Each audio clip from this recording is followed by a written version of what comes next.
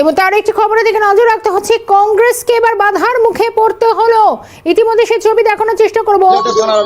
ফের পুলিশের বাধার মুখে কংগ্রেস। উপদ্রুত অঞ্চল, এটা পশ্চিমবঙ্গটা কি উপদ্রুত অঞ্চল?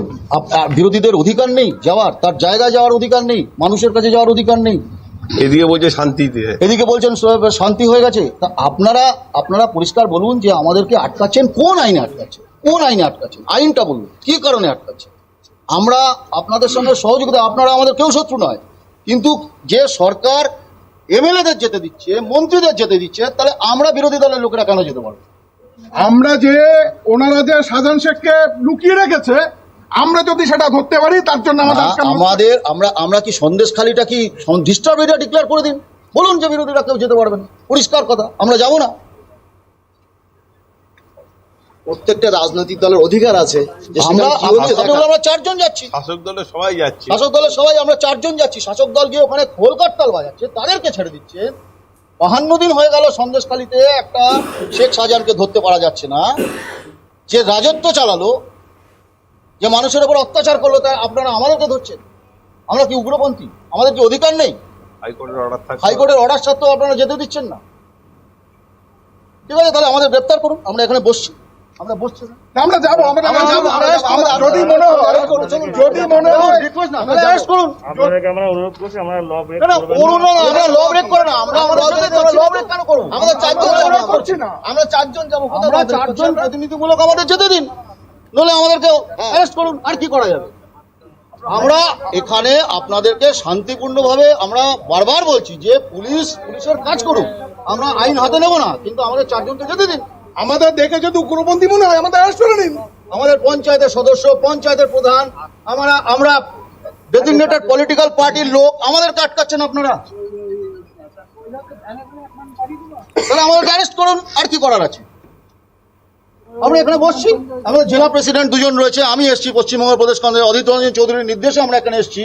আমরা মানুষের কাছে যাচ্ছি, আর্ত মানুষের কাছে যাচ্ছি, যারা বলছেন যে বিরোধী দলের সাথে তারা আর কতদিন ঢাকা দেবেন, আর কতদিন চাপা দেবেন? পশ্চিমবঙ্গের এই ক্ষত চিহ্ন আর কতদিন এই মৃতদেহের ওপর আতর ছড়াবেন?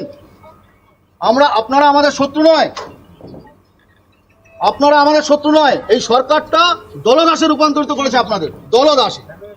আমরা এখানে বসছি, হয় আমাদের অ্যারেস্ট করুন, তাহলে আমাদের যেতে দিন। আমরা বসবো কেন? আমরা ব্যারিকেড, আমাদের যেতে দিন না।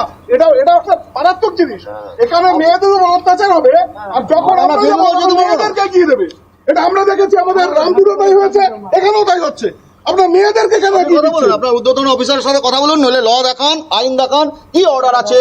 আপনি আখড়াতলার মুখে আমাদের আটকালেন, শান্তিপ্রিয় একটা রাস্তা, গ্রামবাসীরা এখানে রয়েছে। অর্ডার আছে কি? অর্ডার থাকলে দেখান। অর্ডার আছে আপনাদের কাছে? আমরা এখানে বসি, অর্ডার থাকলে দেখান, অর্ডার আছে নইলে বলুন। বসে পড়ি। বন্দে মাতরম, সন্দেশকারী মা বোনদের উপর নির্যাতন হচ্ছে কেন? তৃণমূল সরকার জবাব দাও। মা বোনদের উপর নির্যাতন করা হচ্ছে কেন? পুলিশ তুমি জবাব দাও। বন্দে মাতরম, বন্দে মাতরম, বন্দে মাতরম, বন্দে মাতরম। জাতীয় কংগ্রেস রাহুল গান্ধী সোনিয়া গান্ধী অধীর চৌধুরী বন্দে মাতরম, বন্দে মাতরম। সন্দেশকারী মা বোনদের উপর নির্যাতন হচ্ছে কেন? পুলিশ তুমি জবাব দাও। এ জবাব তোমায় দিতেই হবে, এ জবাব তোমায় দিতেই হবে, বন্দে মাতরম, বন্দে মাতরম, বন্দে মাতরম, বন্দে মাতরম। সন্দেশকারী প্রতিনিধিদের যেতে দেওয়া হচ্ছে না কেন? পুলিশ তুমি জবাব দাও।